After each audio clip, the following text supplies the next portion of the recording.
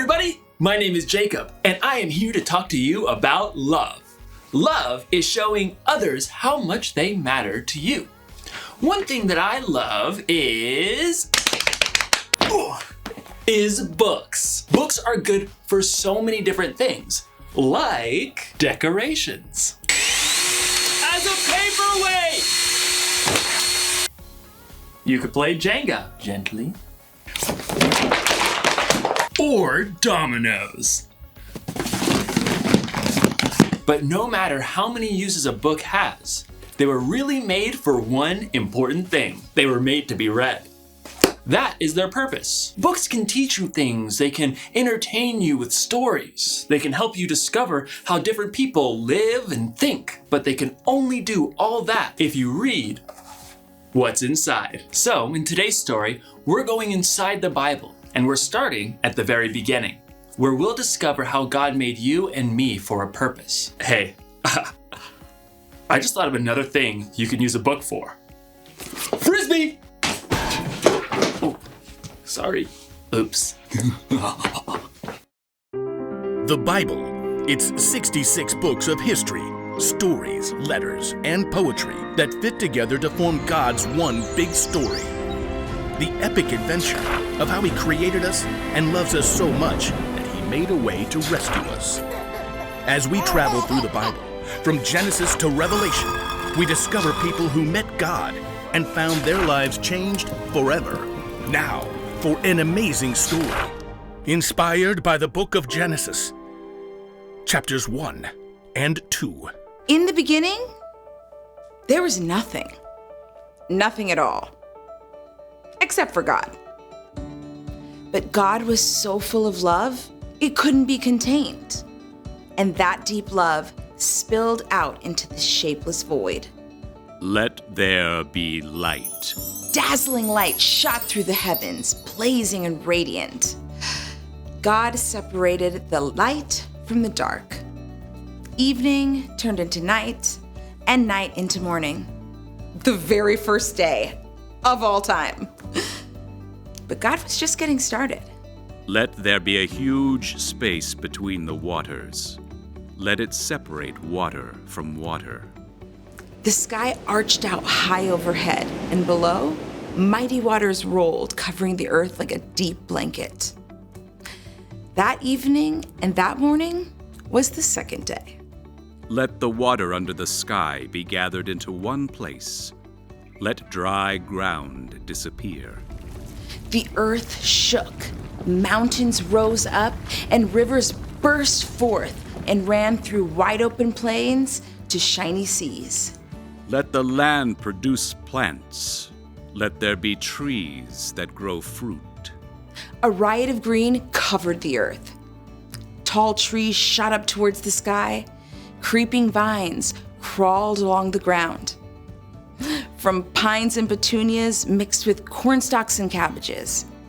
That is good. There was evening and there was morning, the third day. Let there be lights in the huge space of the sky. Let them separate the day from the night. The sun blazed forth and the silvery moon took its place. Stars, planets, and galaxies spun out to the ends of the universe. It is good. That evening and that morning formed the fourth day. And now, the earth itself became a canvas for God's incredible imagination. Let the seas be filled with living things. Let the birds fly above the huge space of the sky. Proud eagles soared through the sky, and doves made their nests in the branches below. Dolphins leapt out of the surf, and trout and minnows chased each other through laughing brooks. God bless them all. This is good. There was evening and there was morning, the fifth day. But God wasn't finished yet. Let the land produce every kind of living creature. Huge leathery elephants shook the ground while tiny gray mice scampered at their feet. Lions roared and lambs played tag. Now that is good.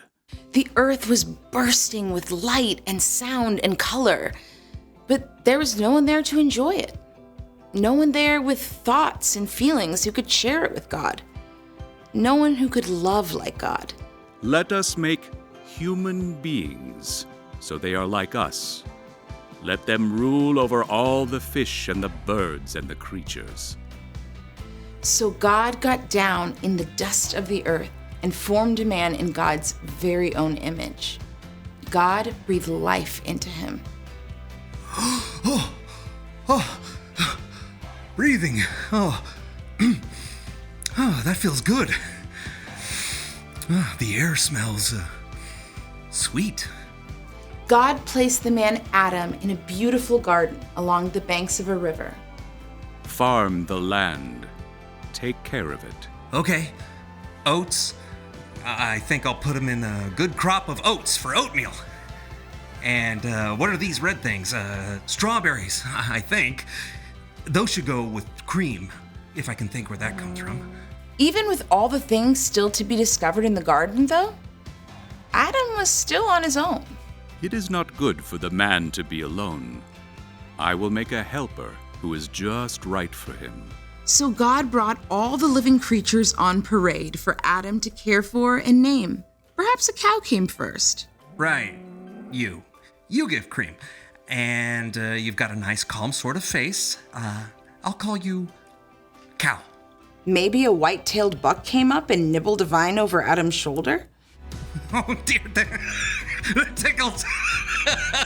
Oh, dear. Oh, that suits, so I'll call you Deer. One by one, the animals crowded around to see the new human. Giraffe. Gerbil. Oh, fox. Alligator. At the end of the day, though, Adam was still alone. This is all amazing, God, but even with a whole litter of puppies snoozing in my lap, I feel like something's missing. Adam had something to care for, but no one to care for him. So God caused Adam to fall into a deep, deep sleep. Then God took a rib from Adam's side and formed it into a woman. Adam woke to something new. Oh, I got a crick in my side. Hello. Oh, who are you? I'm still learning that. Eve, I think. Madam, I'm Adam. Would you like some breakfast? Well, after we discover what breakfast is. I can recommend oatmeal with strawberries. God poured out a deep, deep love into all of creation. But on day 6, God made humans. All people were created in the likeness of God. Have children, so that there will be many of you. Fill the earth and take care of it.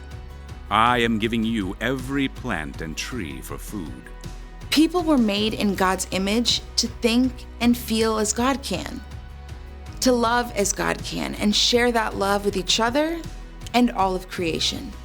It is very good. At last, God's creative work of love was complete. And on the 7th day, God rested.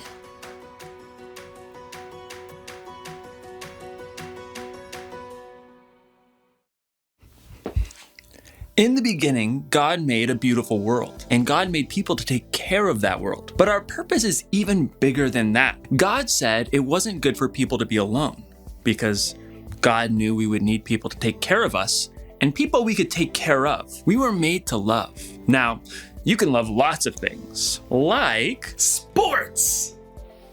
3 points. Oh, watching movies. You can love dominoes. You can even love books. But Jesus taught that we should love God and love other people. That's what's most important. It's okay to love things, but we were made to love and take care of each other. That's our purpose. So here's the one thing to remember today. God made us to take care of each other. Be kind to each other. Listen to each other. Pray for each other. We all need to be taken care of. I need to take care of all these books I dropped. Maybe I can build a fort out of books. See you next time.